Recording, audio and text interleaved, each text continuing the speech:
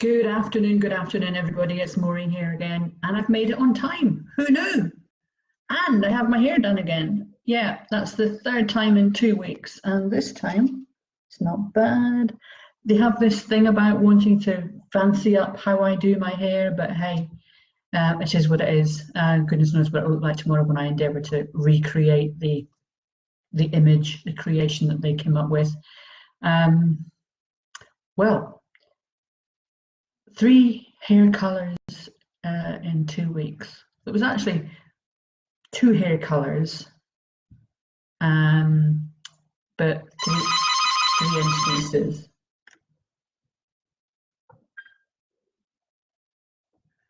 No idea who's phoning me. I do not know anybody.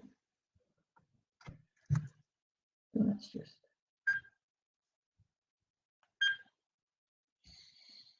No idea what's going on here. Apologies, guys. No idea who the hell that was.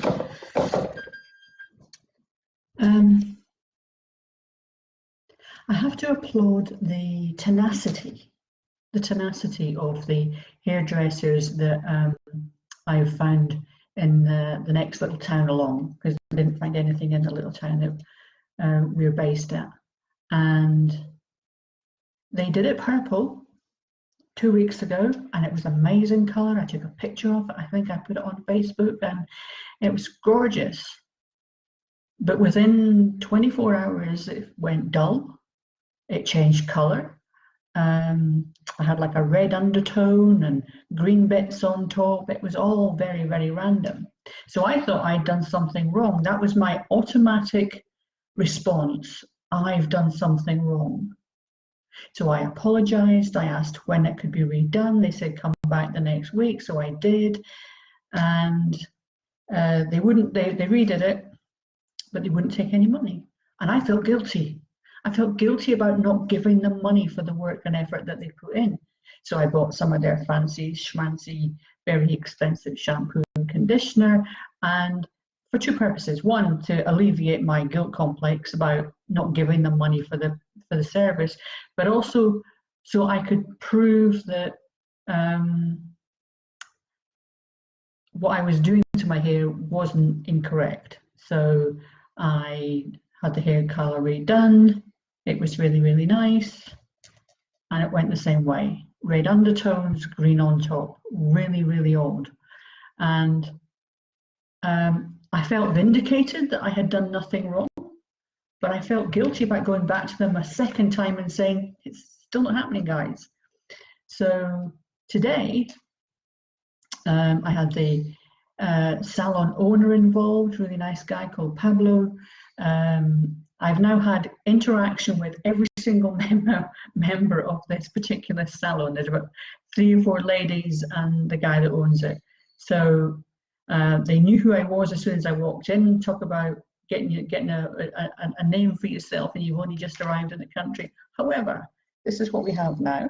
So let's see what happens. They've changed the dye altogether. They've changed the makeup of the composition of the dye, and we'll see how long this lasts. But that's not why I'm talking to you here today. I just thought I'd mention my hair thing that's going on at the minute. Decisions. I put out a post yesterday about having to make a decision, and I got lots and lots of lovely feedback and lots of suggestions, recommendations about going into a quiet space or just letting things settle. And I know all of this up here, intellectually, logically, sensibly. I know all of this, but that's not where I was at when I was in that space yesterday when I put the post out. I was in a, I have to make a decision, I have to make a decision, and I have to do it now, and it has to be right, was where I come from in that space.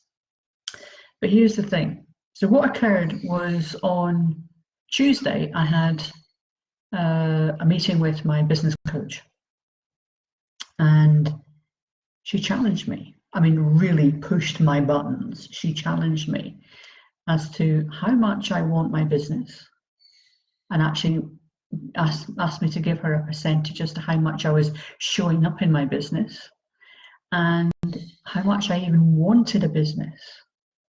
And there was other things too, but let's just focus on that for the minute.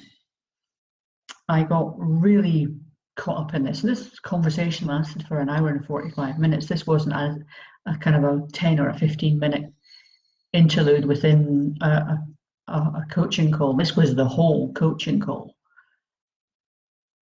And my brain went into, do I want a business? Do I not want a business? I went into kind of a mind free fall. But it was all about how it was all about the position I was hearing what she was saying, but the position I had taken in my mind as to, I must, because she's pointed it out, I must make a decision. But I don't. Because you see, decisions are done on one level in the outside-in world. But those of us that work in the inside out, on the everything comes through me and outwards, know that I don't have to make a decision because it's already there. It's already there. So I was asked to clear some space in my diary and spend some time reflecting on this, take everything off the table and always start again. And I tried to do that. Oh my God, I so tried to do that. The doing, putting it into some kind of semblance of order, making it all sensible and logical, and it was not happening. I spent some time on Wednesday, I spent some time yesterday, and nothing was happening. So I decided to park it, which is what I should have done initially, but hey, we're all wise in hindsight, so I parked it. And then this morning, as I was checking my email first thing, I came across an email from a chap in the States, and he runs a centre for a particular lung cancer treatment. And he asked me to put his details on my website. How often did I update my resources page? And would I be willing to add his contact details or the details of his centre for the particular lung cancer onto my resources? And it was as though a veil of darkness had just been taken off. Because at that point, I already knew the decision had been made. I am pointing myself in the right direction. There are people out there who are connecting with me on one level or another. There is no need to make any decision. No need to make a decision. For now, and all we can ever have is now, for now, I'm pointing myself in the right direction. And that's all I ever need to know. So I invite you to consider, whenever you feel compelled or somebody asks you to make a decision, or you feel like you ought to, should do, must do, because somebody's recommended or suggested that you consider where you're going and what you're doing, that actually the simplest thing you can do is not make the decision. It's about being open to whatever shows up in front of you. Because there will be signs, there'll be indications, there'll be hints and all sorts of things that will show up in your day that will indicate to you whether you're on the right track or you're not. I'm not sure whether any of that makes sense to you or not, but for me, right at the minute, that's what makes sense. I spent almost 2 days trying to get myself into a space where I could be clear about where I was going, what I was doing, and it was just a waste of time because I was pointing myself in the wrong direction. Thank you, Lucy, I'm glad it's of help. But I was pointing myself in the wrong direction because I didn't need to decide, because the decision was already within me. I didn't have to sit down with a nice blank piece of paper and create something, because that wasn't how it needed to be. That's not how I operate. And to be fair, it's not how most of us operate. So, where I would like to leave you with today is, if you find yourself in a position of needing to make a decision, however big a decision or smaller decision it is that you feel you need to, or you would like to, or somebody suggesting you ought to make, let it go. Wisdom will always guide you.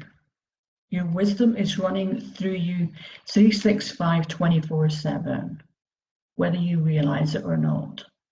It's the still small voice inside of you. Most of the time it's our ego playing the brass band or the big trumpets, or in my case, it'll be the bagpipes, because clearly, you know, Scottish and all of that.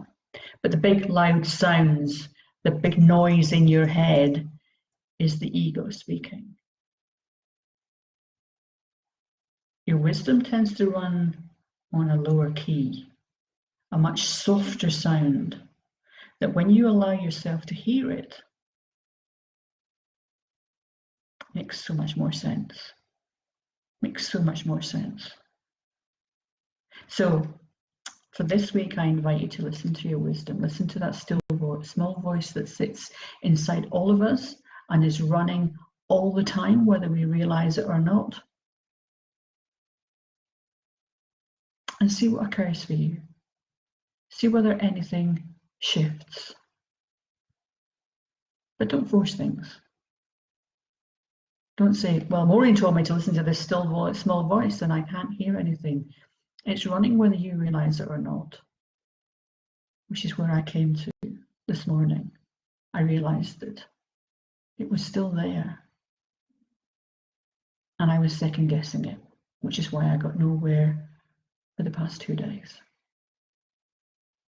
So for now, I shall love you. I shall leave you.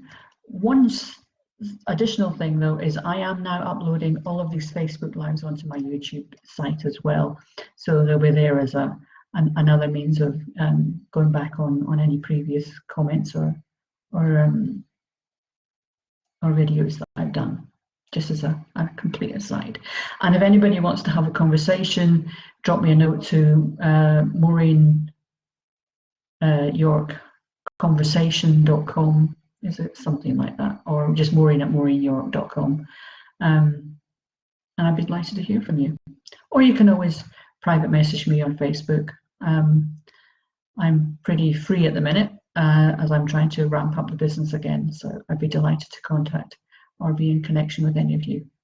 So thank you, Lucy, and Beck, and anybody else that's listening, and Becky today that I can see that's been watching. There may be others as well. It's been a delight to spend some time with you today. So have an amazing day, amazing weekend, and I look forward to speaking to you next week. So bye for now.